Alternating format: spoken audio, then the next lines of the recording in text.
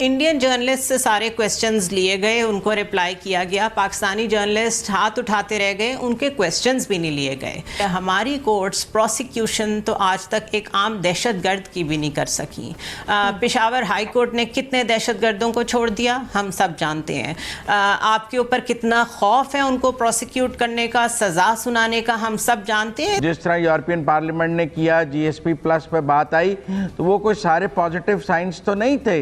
और फेटअप का head France है। सूली के ऊपर पाकिस्तान को लटकाया हुआ है कि कहीं ब्लैक लिस्ट में ना चले जाए। FATF की तलवार आपके सर पर लटक रही है। 27 में से 26 नुकात पे अमल दरामद हो गया, इसके बावजूद FATF की तलवार आपके सर पर क्यों लटक रही है? जय हिंद दोस्तों, a very warm welcome to Hindustan special channel.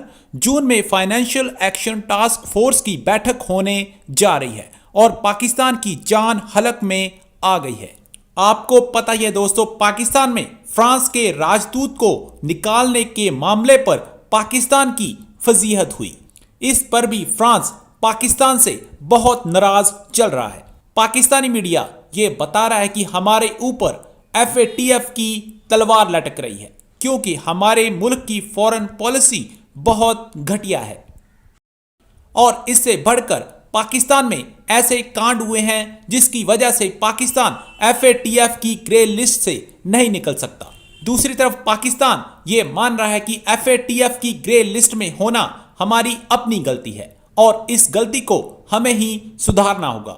आज की वीडियो में पाकिस्तानी मीडिया ने और क्या कहा, तो चलिए दोस्तों आज की वीडियो की तरफ चलते हैं। Thank you so much. FATF की ग्रे लिस्ट से निकलने के लिए पाकिस्तान ने अपनी पेशरफ्त से आगाह कर दिया है। FATF और पाकिस्तान के दरमियान मुज़ाकरात हुए जिसमें पाकिस्तान ने बकिया 3 नकात पर अमल दरामद के हवाले से आगाह किया। क्या इस बार पाकिस्तान ग्रे लिस्ट से निकल जाएगा? थोड़ी सी इंट्रोस्पेक्शन की भी ज़रूरत है।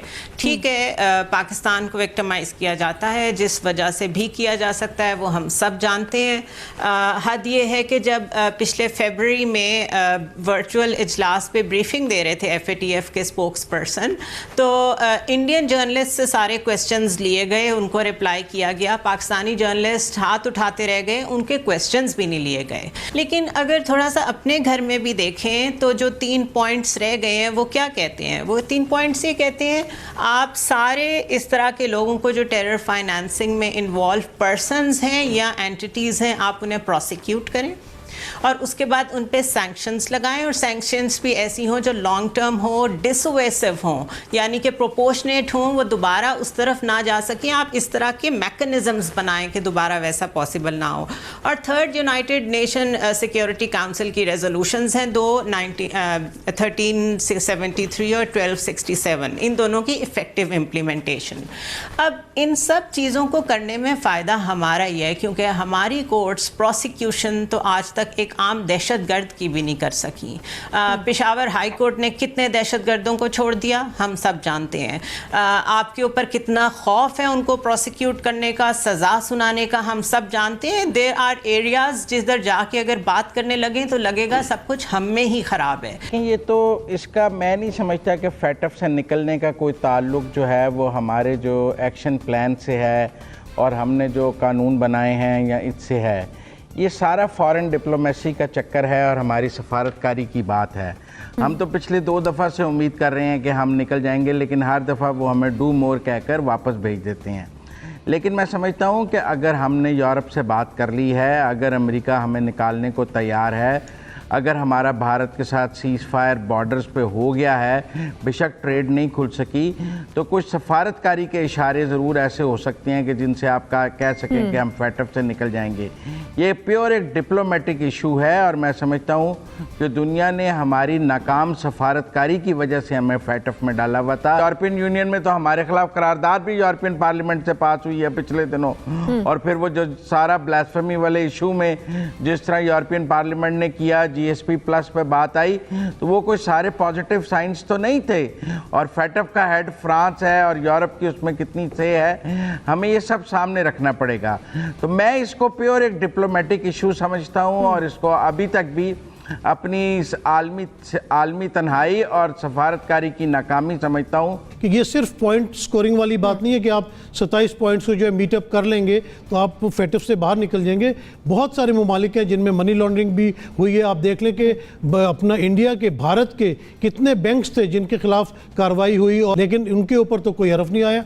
भारत की तरफ तो किसी ने भी उंगली नहीं उठाई, लेकिन पाकिस्तान में ही सारी बुराइयां नज़र आती हैं उनको। तो और ये सारे प्रेशर ग्रुप्स हैं। इन्होंने, आप देख लें कि यूएनओ जिस तरह बनाई हुई है, कभी भी फ़लस्तीन का मसला उस तरह हल नहीं किया गया, कश्मीर के मसले को कभी उस तरह अहमियत नहीं दी गई। लेकिन अगर उनके अपने ममालिक का कोई मसला होता है तो उसको वो फौरी तौर पे सॉल्व कर लेते हैं। इसी तरह फैटफ में जो है बिल्कुल पाकिस्तान को फंसाने के लिए जो है वो ग्रे लिस्ट में डाल के एक किस्म को उनको सूली के ऊपर पाकिस्तान को लटकाया हुआ है कि कहीं ब्लैक लिस्ट में ना चले जाएं, कहीं ब्लैक लिस्ट में ना चले जाएं, और पाकिस्तान को काफ़ी तगोदो इस मामले में करनी पड़ रही है। जनरल साहब, आप इस बात से किस हद तक इत्तेफाक करते हैं कि हमारी सिफारतकारी इतनी स्ट्रांग नहीं है जिसके सबब हम अभी तक जो ग्रे लिस्ट है उससे निकल नहीं पा रहे हैं?